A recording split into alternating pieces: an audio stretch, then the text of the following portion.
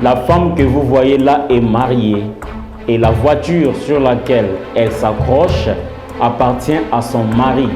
Que se passe-t-il? Ils ont eu une dispute interminable et la femme a décidé de suivre son mari à son lieu de travail pour continuer les querelles. En fait, beaucoup de couples vivent des situations similaires qui les amènent parfois jusqu'au divorce, à la rupture de l'amour qu'ils se sont promis et qu'ils ont brillamment célébré lors de leur nuit de noces. D'ailleurs, selon une étude menée par le tribunal de paix d'Assosa à Kasavubu en RDC en 2015, le taux de divorce a considérablement augmenté. Qu'en est-il aujourd'hui alors? Quelle est la racine de tous les maux qui conduisent au divorce de couple? Que manque-t-il aux couples pour maintenir leur amour initial?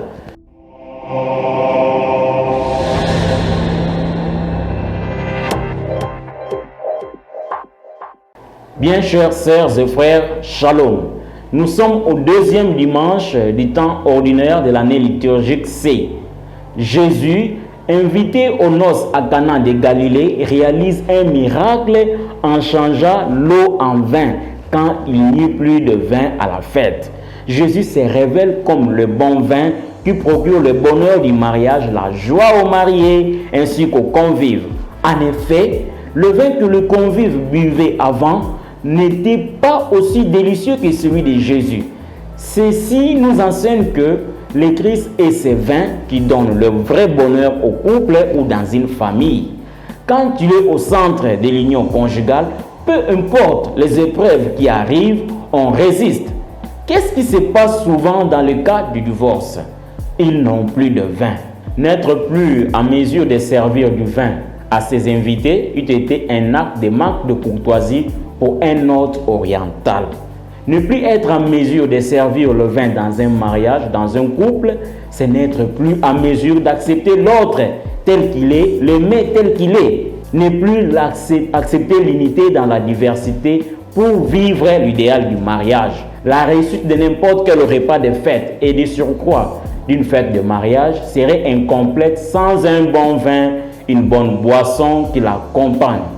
Et quand ce bon vin manque, c'est le désarroi. On ne saurait plus faire des déclarations d'amour comme on les faisait auparavant. Au départ, quand on draguait l'autre en lui donnant des petits noms, des petits sobriquets. Tu es ma préférée, tu es la moitié de mon âme. Comme on les voit dans la première lecture, du livre d'Isaïe au chapitre 62, les 5 premiers versets, où Dieu utilise un langage nuptial pour exprimer son amour pour son peuple. Dans cette situation de désolation de la fête des noces, Jésus vient se révéler comme le bon vin qui doit faire la joie. Mais pour qu'il vienne, il y a une intervention de médiation.